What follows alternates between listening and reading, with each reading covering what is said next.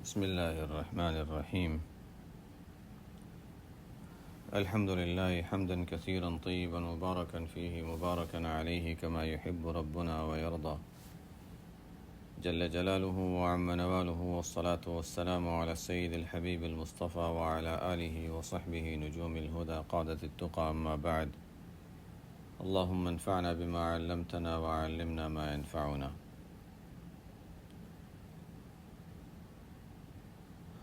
وعن أبي عبد الله جابر بن عبد الله رضي الله تعالى عنهما قال: بعثنا رسول الله صلى الله عليه وسلم وأمر علينا أبا عبيدة رضي الله تعالى عنه نتلقى عيرا لقریش.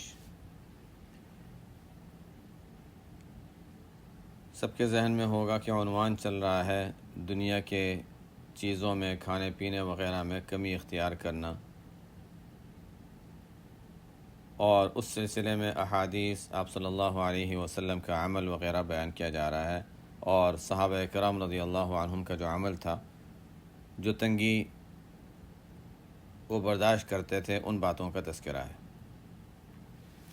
یہ بھی ایک واقعہ ہے.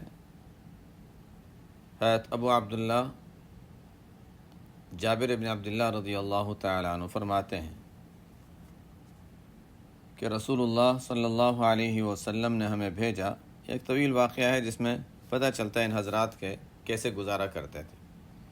کہ اب نبی کریم صلی اللہ علیہ وسلم نے ہمیں بھیجا، یعنی لشکر روانہ کیا.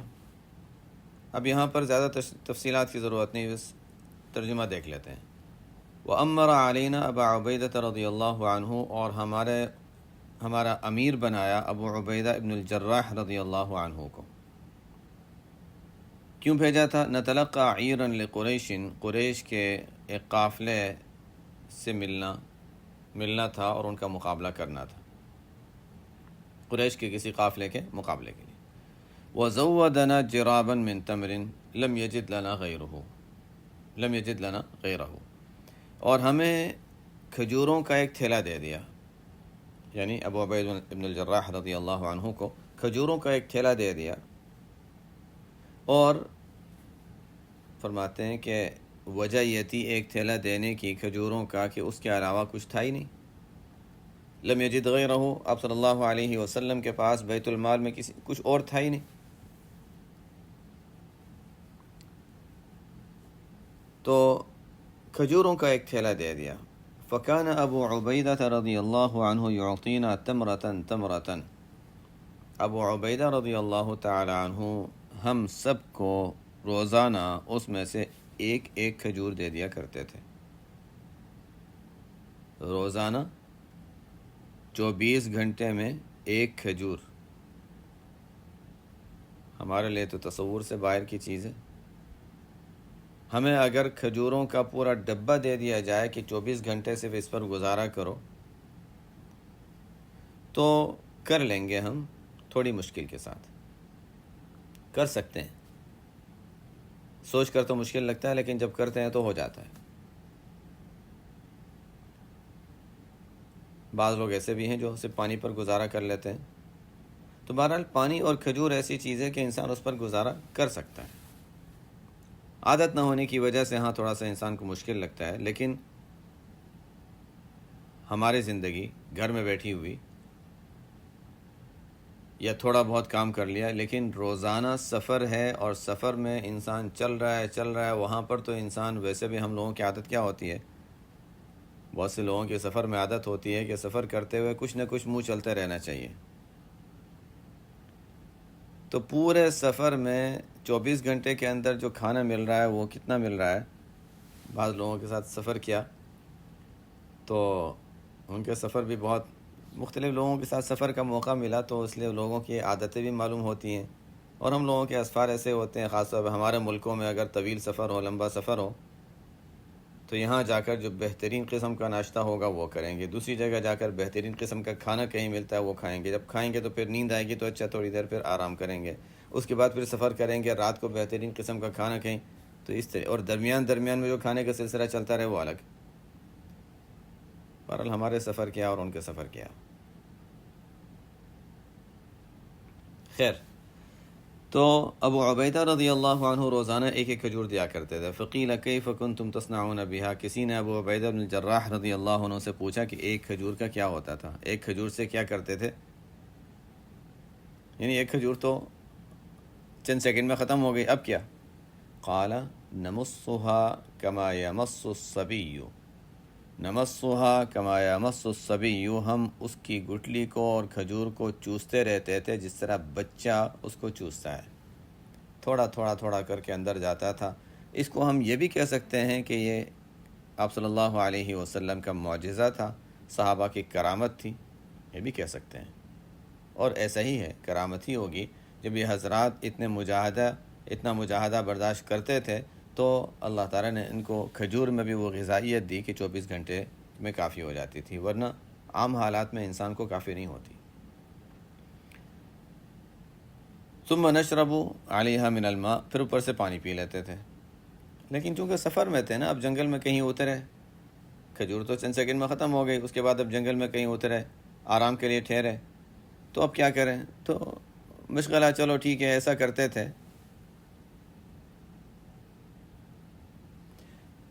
تو فرماتے ہیں کہ ہم کبھی کبھی یہ کرتے تھے کہ وَكُنَّا نَضْرِبُ اچھا فَكَانَ تَكْفِينَا يَوْمَنَا إِلَى اللَّيْلِ. ابو عبیدہ رضی اللہ عنہ جب وہ کھجور دیا کرتے تھے، جابر رضی اللہ عنہ فرماتے ہیں کہ وہ کھجور رات تک کے لیے کافی ہو جاتی تھی. یہ کفایت کا لفظ جو ہے نا، یہ بڑی بات بتا رہا ہے. اس کا مطلب یہ کہ ایسا نہیں ہے کہ انتہائی سخت بھوک کی تکلیف ہو رہی، تکلیف بھی نہیں ہوتی تھی. یہ ان صحابہ کی کرامت تھی، آپ صلی اللہ علیہ وسلم کا معجزہ تھا، رات تک کے لیے کافی ہو جاتی تھی. پھر کیا؟ وَكُنَّا نَضْرِبُ بِعِصِيِّنَا الْخَبَطِ، ہمارے پاس چونکہ ہاتھ میں لاٹھیاں وغیرہ رکھنے کا، سواری پر سوار ہوتے تھے، ویسے بھی لاٹھیوں کا دستور تھا، تو لکڑیاں لاٹھیاں وغیرہ رکھتے تھے ہاتھوں میں، تو ان لاٹھیوں سے ہم درختوں کے پتے جھاڑتے تھے، درخت پر مارتے تھے، درخت پر مارتے تھے اور پتے نیچے گرتے تھے. جو پتے نیچے گرتے تھے، پتے گرا کر ثم نبلہ بالماء، ان پتوں کو ہم پانی میں تر کر دیتے تھے، اور پانی میں بھگو کر نرم ہو گئے تو ان پتوں کو کھا لیتے تھے. پتہ نہیں کوئی خاص درخت کے پتے ہوں گے یا کوئی عام درخت. بہرحال ان حضرات کے قوا بھی ایسے تھے، ہاضمے بھی ایسے تھے. پتوں کو پانی میں ڈالا اور پانی میں بھگنے کے بعد نرم ہو گئے، بھگو کر نرم کر لیے، ہم نرم ہو گئے تو اس کو سبزی کی طرح کھا لیا.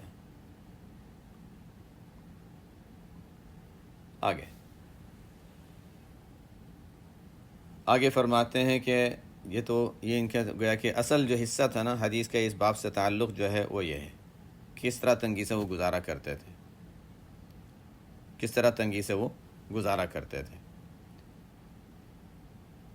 اس کے بعد آگے چلتے ہیں. فرماتے ہیں کہ وَانطَلَقْنَا عَلَى سَاحِلِ الْبَحْرِ فَرُفِعَ لَنَا عَلَى سَاحِلِ الْبَحْرِ كَهَيْئَةِ الْكَثِيبِ الضَّخْمِ. ہم چلتے چلتے ہم سمندر کے کنارے پر چلتے رہے. سمندر کے کنارے پر ہم پہنچے تو وہاں پر فرُفِعَ لَنَا، ہمارے سامنے اچانک سے نظر آیا، ہے نا، ہمارے سامنے پیش کیا گیا. اصل تو یہی تھا، یہ اللہ تعالیٰ کے مہمان تھے، اللہ تعالیٰ نے ان کی ضیافت کے لیے ایک انتظام فرمایا. فرُفِعَ لَنَا، ہمیں نظر آیا، یعنی اونچائی پہ نظر آیا، علی ساحل البحر، سمندر کے کنارے پر، جیسے کوئی ٹیلا ہوتا ہے. کہیں کہیں جنگلوں میں جب جاتے ہیں تو ریت ہوتی ہے، جہاں سینڈ وغیرہ ہوتا ہے نا، تو وہاں ریت میں ذرا سا اونچی پہاڑی نظر آتی ہے. تو ہمیں نظر آیا جیسے کوئی پتھر ہے بڑا سا، یا چٹان ہے، یا مٹی کے کوئی پہاڑ بن گیا ہے، ایسی کوئی چیز نظر آئی دور سے. قریب گئے تو کیا دیکھا؟ فَأَتَيْنَاهُ فَإِذَا هِيَ دَابَّةٌ تُدْعَى الْعَنبَرُ. ہم وہاں جب پہنچے تو وہ جانور ہے جس کو عنبر کہا جاتا ہے، جانور ہے جس کو عنبر کہا جاتا ہے. یہ عنبر وہی ویل مچھلی جو ہے، جو بہت بڑی ہوتی ہے.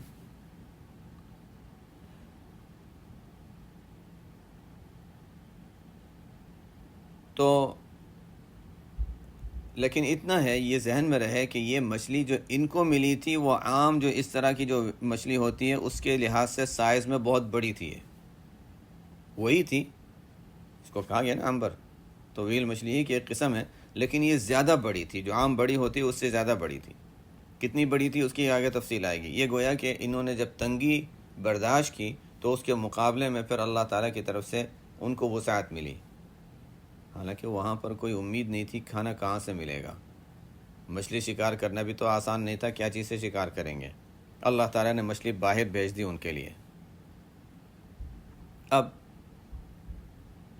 فقال ابو عبیدہ میتۃ، شروع میں تو ابو عبیدہ رضی اللہ عنہ نے فرمایا نہیں یہ تو میتہ ہے، میتہ تو ہم نہیں کھا سکتے۔ اصل کے لحاظ سے پوری طرح مسئلہ ذہن میں نہیں تھا، یہ تو شروع دور تھا نا، احادیث وغیرہ ہمارے سامنے آ گئیں، فقہ ہمارے سامنے آ گئی، مسائل سامنے آ گئے۔ اس زمانے میں تو یہ سب چیزیں اتنی زیادہ عام نہیں ہوئی تھیں، ابھی تو شروع دور تھا۔ تو شروع میں ان کے ذہن میں یہ بات آئی کہ میتہ ہے اور میتہ کھانا ہمارے لیے درست نہیں ہے، حالانکہ مچھلی ہے تو مچھلی تو ظاہر زبانی کی جاتی۔ کسی کے ذہن میں شاید سوال آ سکتا ہے، کسی کے ذہن میں سوال آ سکتا ہے کہ مچھلی تو وہ ہوتی ہے جس کا خون عام گرم خون جس میں نہیں ہوتا اور پانی کے اندر سانس لیتی ہے، مچھلی تو باہر سانس لیتی ہے اور اس کا خون گرم ہوتا ہے۔ لیکن کوئی بات نہیں، دیکھنے میں تو مچھلی ہے نا، کہنے میں بھی مچھلی ہے اور دیکھنے میں بھی مچھلی ہے، تو مچھلی ہی کہلائے گی وہ، چاہے اس میں وہ والی پوری صفات نہ پائی جاتی ہوں، مچھلی ہے۔ تو شروع میں ابو عبیدہ رضی اللہ تعالیٰ عنہ نے فرمایا کہ یہ تو میتہ ہے، ثم قال لا بل نحن رسول اللہ صلی اللہ علیہ وسلم وفی سبیل اللہ وقد اضطررتم فکلوا۔ بعد میں ان کو خیال یہ ہوا تھوڑی دیر سوچنے کے بعد کہ نہیں ہم رسول اللہ صلی اللہ علیہ وسلم کے قاصد ہیں اور اللہ کے راستے میں نکلے ہیں، اور تمہیں ضرورت بھی پیش آئی ہے کھانے کی، اسے کہ کھانے کا کوئی انتظام نہیں ہے۔ تو ان کو شرح صدر یہ ہوا کہ نہیں یہ ہمارے لیے حلال ہے، کھا سکتے ہیں۔ اصل کے لحاظ سے دیکھیں تو وہ تو مچھلی ہے، تو مچھلی میں تو وہ مسئلہ ہی نہیں تھا کہ پانی سے باہر آنے کے بعد اگر وہ مر جاتی ہے تو وہ ویسے بھی حلال ہے۔ تو شروع میں ان کو یہ اندیشہ ہوا کہ شاید حلال نہ ہو، لیکن پھر ان کو تسلی ہوئی کہ نہیں ہمارے لیے حلال ہے۔ جابر رضی اللہ عنہ فرماتے ہیں کہ جابر رضی اللہ تعالیٰ عنہ فرماتے ہیں کہ فَأَقَمْنَا عَلَيْهِ شَهْرًا، ایک مہینے تک ہم وہاں ٹھہرے رہے، کیونکہ انتظار بھی کرنا تھا، جس سے واسطہ پڑنے والا تھا دشمن کا، کہ انتظار کریں کہ اچھا کیا ہوتا ہے، آگے فیصلہ ہو، تو اس دوران ہمیں ایک مہینہ وہاں ٹھہرنا پڑا۔ فَأَقَمْنَا عَلَيْهِ شَهْرًا، ایک مہینے تک ہم وہاں رہے۔ وَنَحْنُ 300، ہم 300 تھے، 300 سے کچھ زیادہ تھے، 300 اور کچھ۔ حَتَّى سَمِنَّا، یہاں تک کہ ہم موٹے ہو گئے۔ لفظی ترجمہ تو یہی ہے، لیکن مفہوم ذہن میں رکھنا چاہیے۔ صحابہ ایسے نہیں تھے کہ اچھا کھانا زیادہ مل گیا تو زیادہ کھائیں کہ موٹے ہو جائیں۔ دوسری روایتوں میں اس کی تفصیل یہ ملتی ہے کہ جو کمزوری آئی تھی جسم میں وہ ختم ہو گئی۔ یہ سمجھنا، موٹے ہو گئے یعنی جتنا پہلے سے ہمارا جیسے جسم ہوتا تھا، اور اب سفر کے دوران فقر و فاقے اور تنگی کی وجہ سے اور نہ کھانے کی وجہ سے جو کمزوری آ گئی تھی، جو وزن گر گیا تھا، وہ ٹھیک ہو گیا۔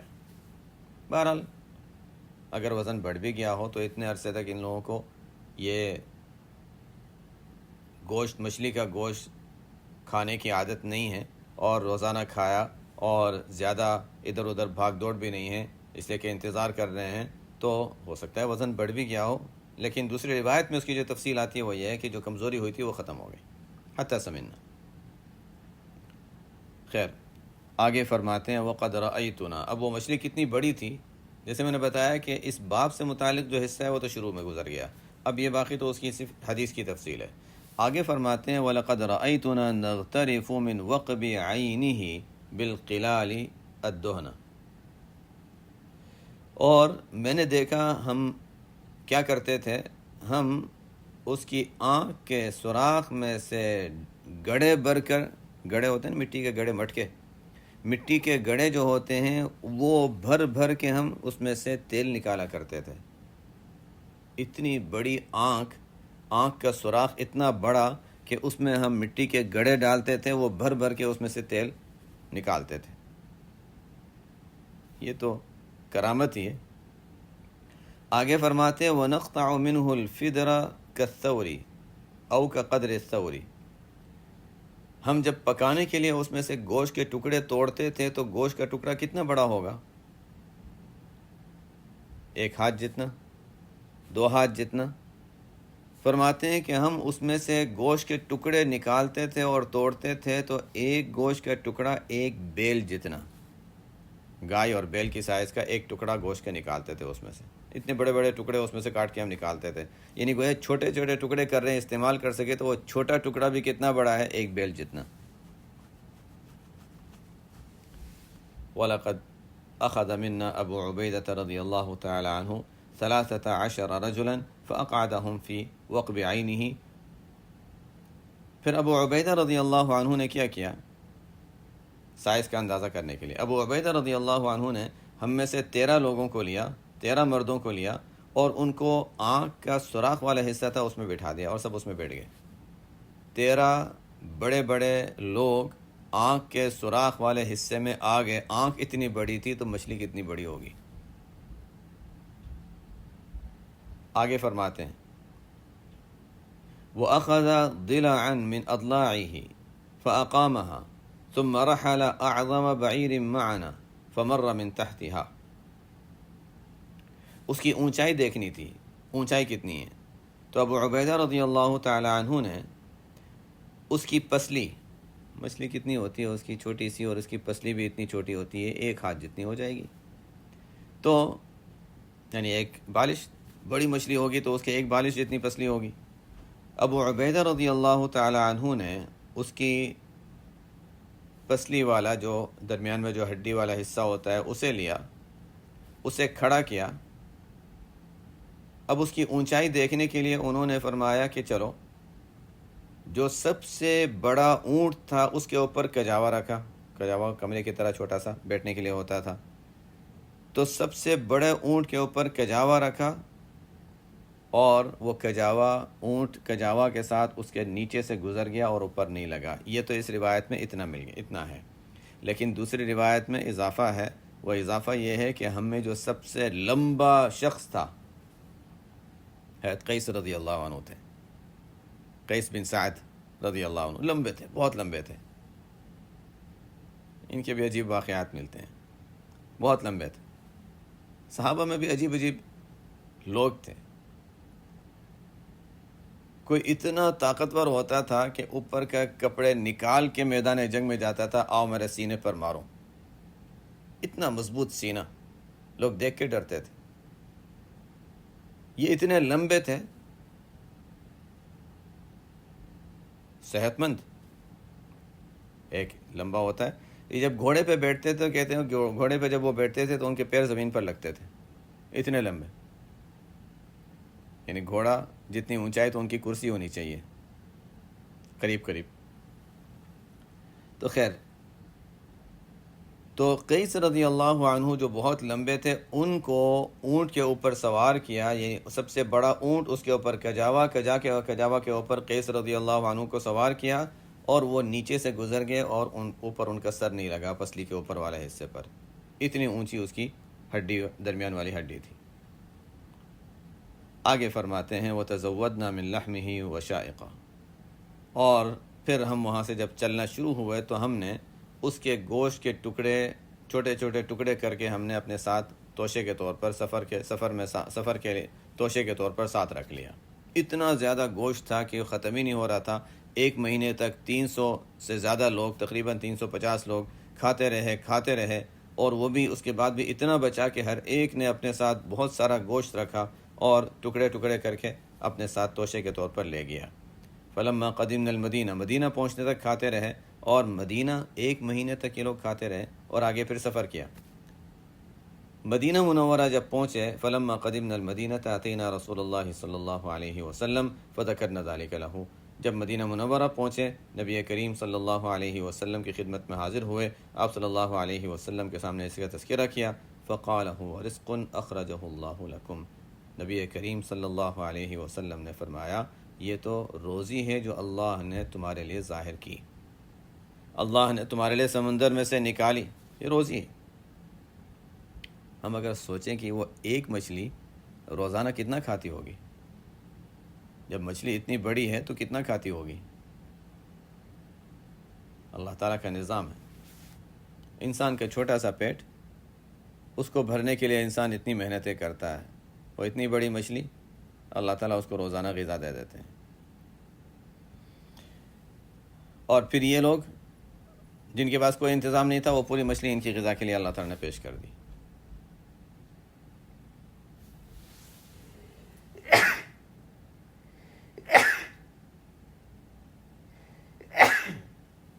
الحمدللہ. اور عام حالات میں اگر ہم دیکھیں تو یہ مچھلی اس طرح اگر باہر ہوتی بھی تو 2 دن کے بعد سڑنا شروع ہو جائے گی. 2-3 دن میں، ظاہر ہے 1 دن میں، بلکہ 1-2 دن 3 دن گرمی اگر ہے تو جلدی وہ سڑنا شروع ہو جائے گی، خراب ہونی شروع ہو جائے گی. لیکن اللہ تعالیٰ نے عجیب، جب اللہ تعالیٰ کسی کو دینا چاہیں تو ایک تو بغیر محنت کے ایک چیز مل گئی اور وہ خراب بھی نہیں ہو رہی. 1 مہینے تک وہاں استعمال کی، پھر سفر میں ساتھ لے گئے اور وہاں پہنچایا، مدینہ منورہ تک پہنچی اور بالکل صحیح سارے. تھوڑا بہت وہ خشک بھی کر لیتے تھے، خشک بھی کیا ہوگا، سکھا لیتے تھے، خشک کر لیتے تھے.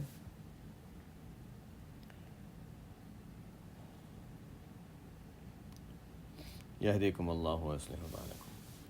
اچھا، فلما قدمنا المدینة اتینا رسول اللہ صلی اللہ علیہ وسلم فذکرنا ذلك له فقال هو رزق اخرجه اللہ لکم. یہ روزی ہے جو اللہ تعالیٰ نے تمہارے لیے ظاہر کی، تمہارے لیے نکالی.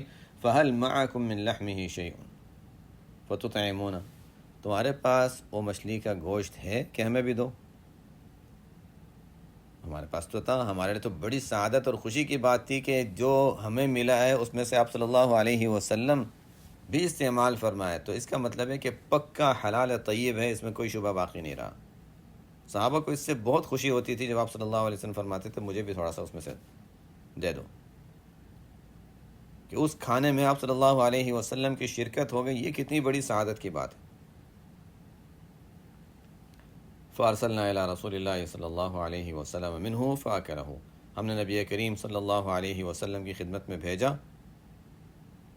اس میں سے کچھ حصہ، کچھ گوشت آپ صلی اللہ علیہ وسلم نے بھی کھایا. پتہ چلا کہ مچھلی تھی، اس وجہ سے وہ حلال تھی، اس وجہ سے نہیں کہ اضطرار اور تنگی تھی، اس وجہ سے نہیں کہ رسول اللہ و فی سبیل اللہ جو ابو عبیدہ رضی اللہ عنہ نے جو سوچا تھا وہ بات تو ٹھیک تھی، لیکن اصل وجہ یہ تھی کہ مچھلی ہے اور مچھلی کو بغیر ذبح کے ہی کھایا جاتا ہے. میتہ ہو، یعنی اس میں میتہ سے فرق نہیں پڑتا کہ مچھلی پانی سے نکل کر خود بخود مر جاتی ہے، حلال ہی ہوتی ہے. تو آپ صلی اللہ علیہ وسلم کے کھانے سے بات بالکل مضبوط ہو گئی، پکی ہو گئی کہ یہ عام افراد کے لیے بھی حلال تھی. بہرحال اصل تو شروع کا حصہ تھا جو باب سے متعلق تھا، وہ ہم نے پڑھ لیا. آگے چلتے ہیں. وعن اسماء بنت یزید رضی اللہ تعالی عنہ قالت کان کم قمیص رسول اللہ صلی اللہ علیہ وسلم الی الرسغ. اسماء بنت یزید رضی اللہ عنہ فرماتی ہیں کہ نبی کریم صلی اللہ علیہ وسلم کے قمیص کی آستین پہنچے تک ہوا کرتی تھی. اب یہ رسغ کے معنی کیا ہیں؟ آگے لکھا ہوا ہے کہ هو المفصل بین الکف والساعد. ہتھیلی اور اس کے اوپر والا حصہ، کلائی والا حصہ، اس کے درمیان میں جو جوڑ ہے جس کو پہنچا کہتے ہیں. بعضوں نے اس کے معنی کیا کہ کلائی کے درمیان، بازو کے درمیان تک آستین ہوتی تھی. بعضوں نے اس کے معنی لیے ہیں. بہرحال بازو کے درمیان تک ہو یا پہنچے تک ہو، اس سے کیا ثابت ہو رہا ہے کہ اگر حضور صلی اللہ علیہ وسلم کے پاس کپڑے میں وسعت ہوتی تھی تو آپ کو پسند تھا کہ آستین پہنچے سے تھوڑی نیچے ہو، پہنچے سے ایسا کہ جیسے کہ بالکل پہنچے تک ہوگی تو تنگ نظر آئے گی، چھوٹی نظر آئے گی اور ہاتھ ہلانے میں اوپر ہو جائے گی. تو پہنچے سے تھوڑی نیچے آستین ہو تو آپ کو پسند تھا. عام طور پر اس طرح آستین ہوا کرتی تھی. لیکن چونکہ لباس میں تنگی اتنی ہوا کرتی تھی تو تنگی کی وجہ سے آپ صلی اللہ علیہ وسلم اپنی پسند کے بجائے بس یہ کہ اچھا پہنچے تک کپڑا پہنچ جائے، بلکہ تھوڑا سا اوپر تک پہنچ جائے تو اتنی آستین پہ بھی گزارا فرما لیتے تھے. یہ کتاب اللباس کا مسئلہ نہیں ہے، ورنہ میں اس کی تھوڑی سی اور تفصیل کرتا انشاءاللہ جب وہاں پہنچیں گے تو بات کریں گے. بس اتنی ذہن میں رہے کہ یہ ہاف سلیو جو پہنتے ہیں آدھی آستین والا کپڑا، اور کہتے ہیں کہ آپ صلی اللہ علیہ وسلم کے دور میں تو چادر اور لنگی پہنا کرتے تھے اور ہاتھ بازو کھلے رہتے تھے.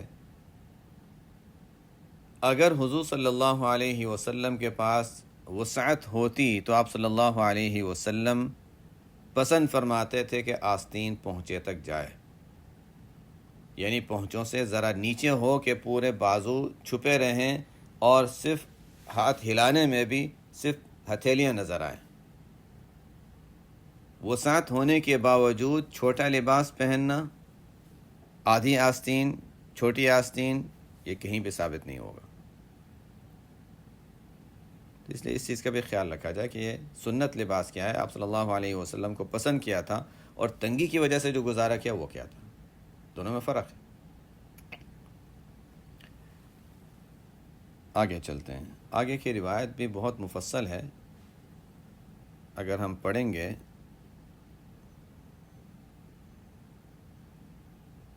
ہاں رسٹ جو ہوتا ہے نا وہ مراد ہے پہنچے سے.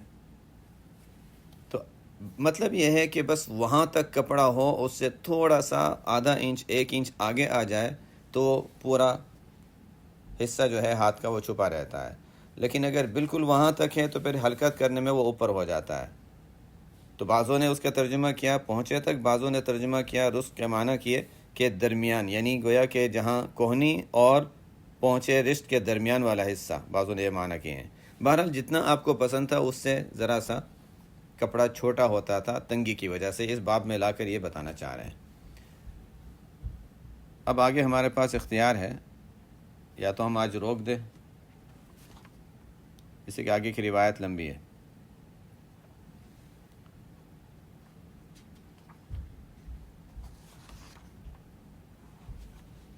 یا ہم پڑھیں تو پھر تقریباً 10-15 منٹ اور جائیں گے.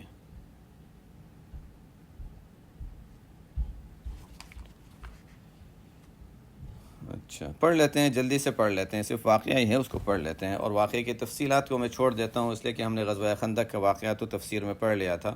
صرف ہم ترجمہ پڑھ لیتے ہیں حدیث کا. حدیث نمبر 30.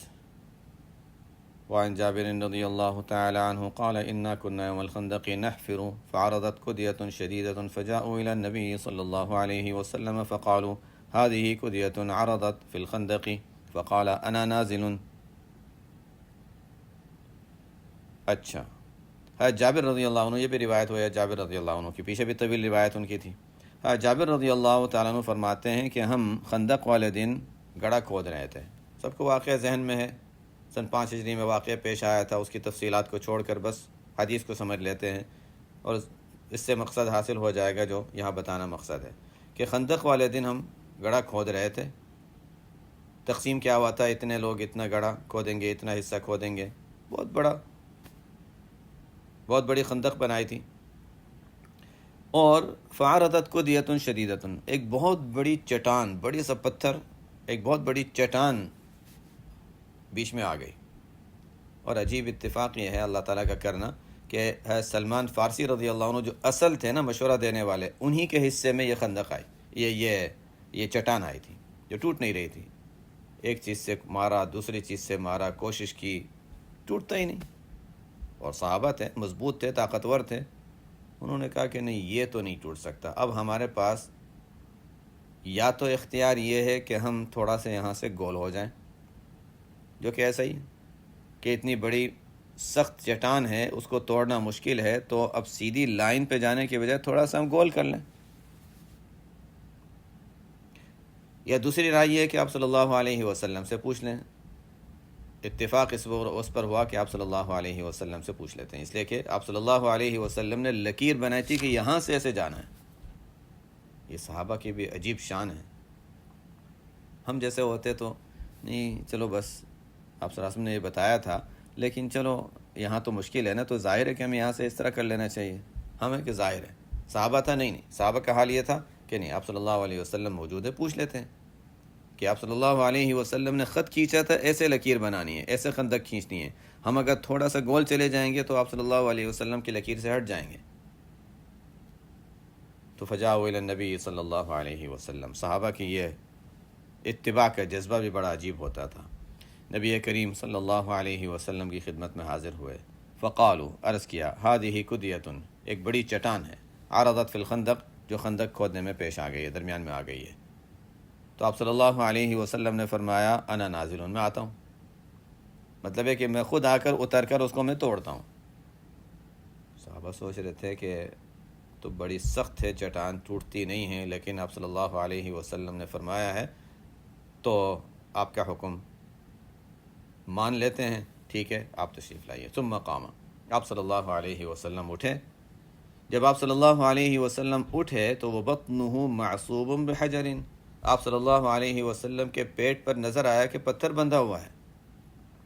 اس باب میں روایت لا کر یہ بتا رہے ہیں کہ حضور صلی اللہ علیہ وسلم کھانا نہ کھانے کی وجہ سے اور بھوک کی شدت کی وجہ سے آپ کا یہ حال تھا کہ پیٹ پر پتھر بندھا ہوا تھا. اتنی سخت حالت، حالانکہ اتنی محنت کر رہے ہیں، گڑھے کھود رہے ہیں. آپ صلی اللہ علیہ وسلم مٹی اٹھا کر مٹی کو منتقل کر رہے ہیں، اس لیے کہ مٹی ہٹانا بھی ایک کام ہوتا تھا. کھودنا ایک کام، مٹی ہٹانا ایک کام. حضور صلی اللہ علیہ وسلم بھی مٹی ہٹانے میں شریک ہیں. ہم لوگوں نے پتہ نہیں کیا سمجھ لیا ہے کہ بزرگ وہ ہوتے ہیں جو بیٹھے رہیں اور دوسرے ان کے خدام سامنے کام کرتے رہیں. ہاں، بڑی عمر میں تو ایسا ہی ہوتا ہے، بڑھاپے میں ایسا ہی ہوتا ہے. لیکن آپ صلی اللہ علیہ وسلم کو چونکہ وہ بڑھاپا نہیں بلکہ آپ کی تو صحت ماشاءاللہ دوسروں سے بہت بڑھ کر تھی، تو آپ صلی اللہ علیہ وسلم ہر کام میں حصہ لیتے تھے. صحابہ کہتے بھی تھے آپ رہنے دیں، نہیں میں بھی ساتھ کروں گا، مجھے بھی ثواب چاہیے. یہی کام کا طریقہ ہے اور یہی کامیاب طریقہ ہے. بڑے بڑے اداروں میں بھی کامیاب طریقہ یہی ہے. بہرحال وَلَبِثْنَا ثَلَاثَةَ أَيَّامٍ لَا نَذُوقُ ذَوَاقًا، جابر رضی اللہ عنہ فرماتے ہیں 3 دن ہو گئے تھے کھانے کی کوئی چیز نہیں ملی تھی. تو ظاہر ہے اب اتنی محنت کا کام، سردی کا زمانہ اور کھانے کی کوئی انتظام موجود نہیں تھا. 3 دن ہو گئے تھے کوئی کھانے کی چیز نہیں ملی تھی.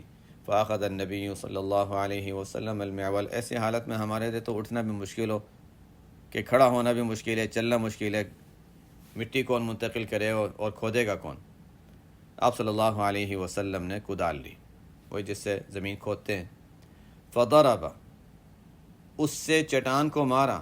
فعاد کثیبا احیلا او قال احیما، تو وہ ریت کی طرح ہو گیا. مشہور واقعہ ہے، پہلی مرتبہ مارا ایک روشنی نظر آئی، دوسری مرتبہ میں مارا تو پھر ٹوٹا، اور تیسری مرتبہ مارا. 3 مرتبہ میں مار کے اس پوری چٹان جو صحابہ سے ٹوٹ نہیں رہی تھی 3 مرتبہ میں ٹوٹ گئی، ختم ہو گئی. ہر مرتبہ ایک روشنی نظر آئی. سلمان فارسی رضی اللہ عنہ نے بھی دیکھی. آپ صلی اللہ علیہ وسلم سے پوچھا یا رسول اللہ، آپ نے جب مارا تھا تو ایک روشنی اٹھی، پھر مارا پھر روشنی اٹھی، پھر تیسری مرتبہ مارا پھر روشنی اٹھی. آپ صلی اللہ علیہ وسلم نے پوچھا تم نے بھی دیکھا؟ ہاں میں نے بھی دیکھا یا رسول اللہ. تو آپ صلی اللہ علیہ وسلم نے پھر فرمایا کہ ہاں مجھے یہ دکھایا گیا، جو علاقے فتح ہوں گے، قیصر کے علاقے اور کسرا کے علاقے اور یمن وغیرہ کے علاقے، وہ سب مجھے دکھایا گیا، یہ سب ملنے والا ہے اور فتح ہونے والا ہے. منافقین بھی موجود تھے، وہ دیکھ کر مذاق اڑانے لگے کہ ظاہر ہے ایسی حالت جب دشمن حملہ کرنے کے لیے آ رہا ہے، جان بچانا مشکل ہے، خندق کھود رہے ہیں، کھانے کا کچھ ہے نہیں، اس حالت میں قیصر اور کسرا سپر پاور جو بڑی بڑی طاقتیں ہیں جس کا کوئی مقابلہ کرنے کا سوچ نہیں سکتا، وہ فتح ہوں گے اور ان کے پاس آئیں گے، کوئی تصور نہیں تھا. لیکن صحابہ وہ تھے نا کہ ان کا ایمان مضبوط تھا، مانتے تھے. قرآن میں ہے وَإِذْ يَقُولُ الْمُنَافِقُونَ وَالَّذِينَ فِي قُلُوبِهِم مَرَضٌ، منافقین کہنے لگے مَا وَعَدَنَا اللَّهُ وَرَسُولُهُ إِلَّا غُرُورًا، یہ تو دھوکے کی باتیں کر رہے ہیں، وَالْعِيَاذُ بِاللَّهِ. تو خیر، فَقُلْتُ يَا رَسُولَ اللَّهِ اِئْذَنْ لِي إِلَى الْبَيْتِ، جابر رضی اللہ تعالی عنہ نے آپ صلی اللہ علیہ وسلم سے عرض کیا یا رسول اللہ مجھے گھر جانے کی اجازت دے دیجیے، مجھے گھر جانے کی اجازت دے دیجیے. چونکہ ایک اصول یہ تھا کہ جب کام میں ساتھ ساتھ ہوتے ہیں تو پھر بغیر اجازت کے گھر نہیں جانا، اجازت لے کر جاؤ۔ تو یہاں تو محنت کا کام تھا، اس وقت جانا گھر مناسب بھی نہیں تھا، لیکن جابر رضی اللہ تعالیٰ عنہ کو ایک ضروری کام تھا، تو اجازت لی کہ یا رسول اللہ مجھے گھر جانا ہے۔ آپ صلی اللہ علیہ وسلم نے اجازت دے دی، میں گھر گیا۔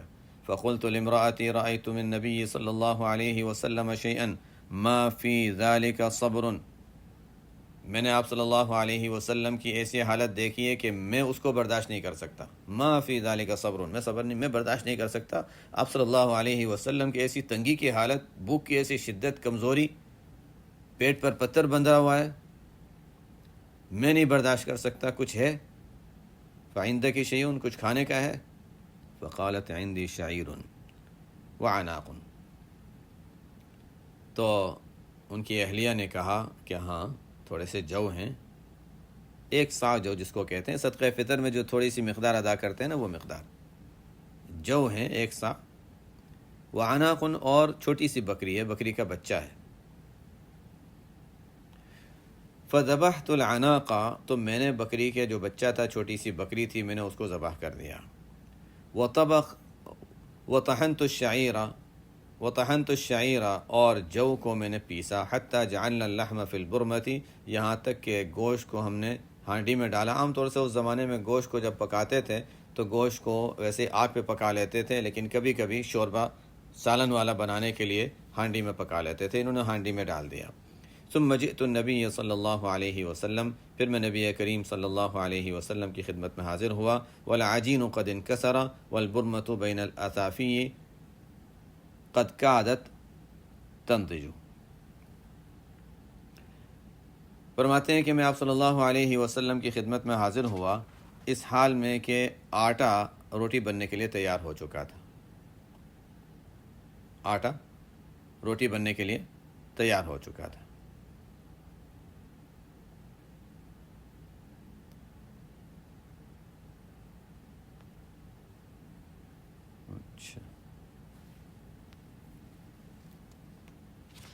اور ہانڈی وہ بھی پکنے کے قریب ہو چکی تھی، تو ہانڈی پکنے والی تھی۔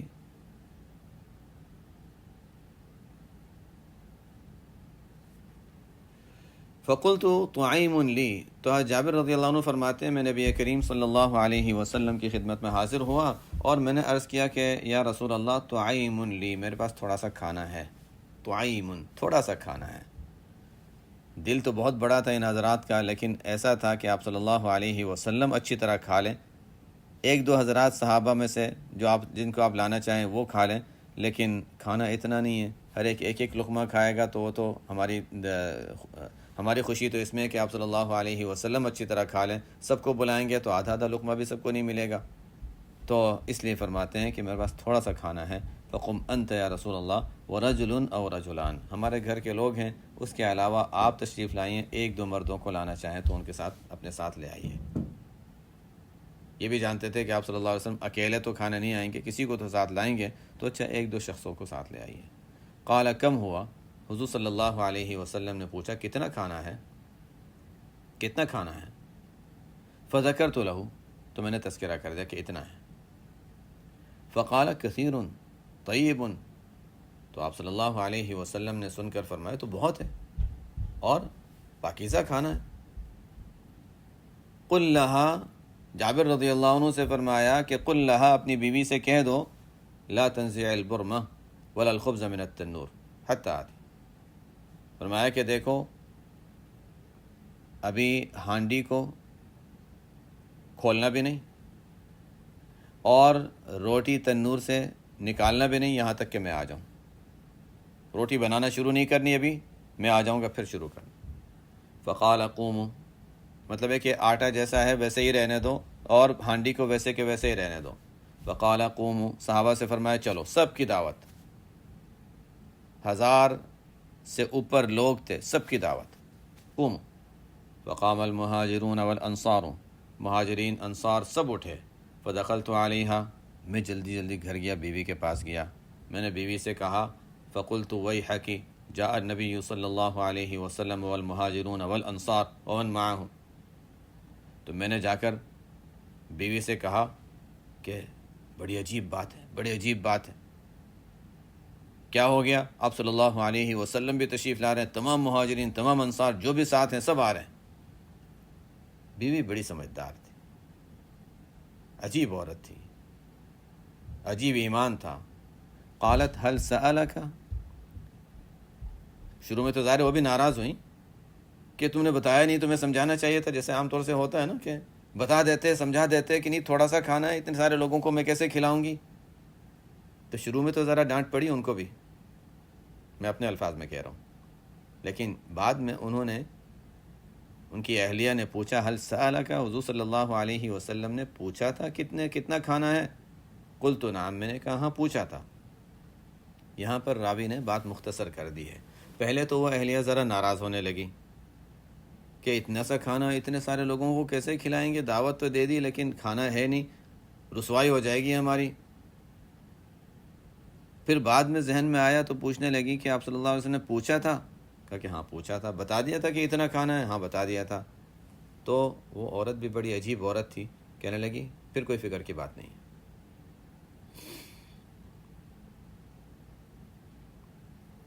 فرمانے لگی پھر کوئی فکر کی بات نہیں ہے، اس لیے کہ آپ صلی اللہ علیہ وسلم کو معلوم ہے کہ اتنا کھانا ہے، پھر بھی یہ تمام کو دعوت دے رہے ہیں، تو بس پھر آپ صلی اللہ علیہ وسلم میزبان ہیں، آپ کے علم میں ہے، پھر ہماری ذمہ داری ختم ہو گئی۔ کتنا عجیب ایمان تھا۔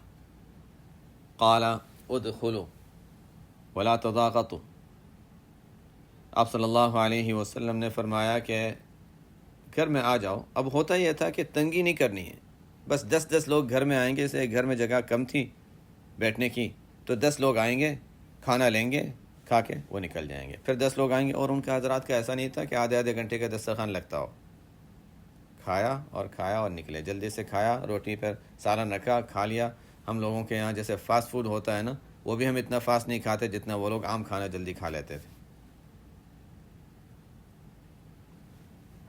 اب کیا ہوا کہ فجعل یکسر الخبز، آپ صلی اللہ علیہ وسلم روٹی توڑتے، ویجعل علیہ اللحم، اس پر گوشت رکھتے، گوشت سالن اس پر ڈالتے، ویخمر البرمۃ والتنور، اور پھر ہانڈی کو، تنور کو اسی طرح ڈھانپ دیتے تھے کہ نظر نہ آئے۔ اذا اخذ منہ، اس میں سے لینے کے بعد اس کو ڈھانپ دیتے تھے۔ دیکھ کر انسان گنتا، اچھا اتنا ہوا، اچھا اتنا بچا، اتنا ہوا، اتنا بچا، برکت نہیں ہوتی۔ بغیر دیکھے نکالتے رہیں تو برکت ہو جاتی ہے۔ اور ویسے تو آپ صلی اللہ علیہ وسلم نے اس میں اپنا پڑھ کر دم بھی کیا تھا، لعاب ڈالا تھا، وہ بھی برکت تھی۔ تو بہرحال 10 لوگوں کو اس طرح آپ صلی اللہ علیہ وسلم خود اپنے ہاتھ سے روٹی توڑ کر دے رہے ہیں، اس پر سالن وغیرہ بوٹی ڈال کر دے رہے ہیں، کھا لو۔ اب برتن ہوں گے نہیں ہوں گے، ہو سکتا ہے 10 برتنوں میں دیا جا رہا، ہو سکتا ہے بغیر برتن کے اس طرح کے انتظام نہیں ہوگا۔ بہرحال روٹی پہ سالن رکھ کے یہ لے لو، کھا لو۔ وَيَجْعَلُ عَلَيْهِ اللَّحْمَ وَيُخَمِّرُ الْبُرْمَةَ وَالتَّنُورَ إِذَا أَخَذَ مِنْهُ، اس میں سے لینے کے بعد، ہانڈی میں سے، تنور سے لینے کے بعد اس کو ڈھانپ دیتے تھے۔ وَيُقَرِّبُ إِلَىٰ أَصْحَابِهِ ثُمَّ يَنزِعُ فَلَمْ يَزَلْ يَكْسِرُ وَيَغْرِفُ حَتَّى شَبِعُ،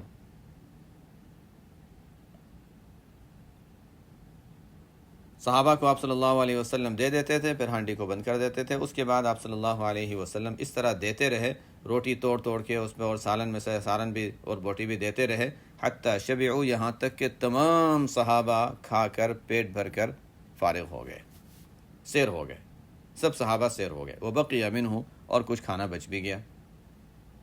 کتنا بچا اس کی تفصیل تھوڑی سی آگے آئے گی، لیکن یہاں کہ کھانا بھی بچا۔ فقال کلی ھذا وأہدی فإن الناس أصابتهم مجاعة، نبی کریم صلی اللہ علیہ وسلم نے پھر ان سے فرمایا، ان کی اہلیہ سے، جابر رضی اللہ تعالیٰ عنہ کی اہلیہ سے فرمایا کہ خود بھی کھاؤ اور دوسروں کو بھی کھلاؤ، پڑوسی ہیں، آس پاس کے لوگ ہیں، اور بھی لوگ ہیں، سب کو کھلاؤ۔ اس لیے کہ آج کل جو ایام چل رہے ہیں اس میں لوگوں کو تنگی اور فقر اور فاقہ پہنچا ہے، تو چونکہ فاقے کے ایام ہیں، تنگی کے ایام ہیں، اس وجہ سے اور لوگوں کو بھی کھلاؤ، یہ صرف گھر میں رکھ نہیں لینا۔ اس سے کہ بہت بچا ہوا تھا تو خود گھر والوں نے کھایا اور دوسروں کو کھلایا، عجیب اللہ تعالیٰ نے اس کھانے میں برکت عطا فرمائی تھی۔ آپ صلی اللہ علیہ وسلم کے جو معجزات بیان کیے جاتے ہیں، ان معجزات میں ایک یہ بھی بیان کیا جاتا ہے، کھانے میں برکت کے واقعات، اس میں سے ایک واقعہ یہ بھی ہے، اس کی مثال ایک ہے کہ تھوڑا سا کھانا 1000 سے زائد افراد، اور اس کے بعد کتنے لوگوں کو دیا ہوگا؟ 1000-2000 افراد کے لیے کھانا کافی ہو جائے، حالانکہ وہ بلا رہے تھے کتنے، 2-3 لوگوں کو بس۔ آگے اسی روایت کی اور دوسری تفصیل ہے کہ اس روایت میں دوسرے راوی نے جس طرح بیان کیا ہے، تو اس کو انشاءاللہ آئندہ ہفتے یہاں سے پڑھیں گے۔ سبحانک اللہم و بحمدک، اشہد ان لا الہ الا انت، استغفرک و اتوب الیک۔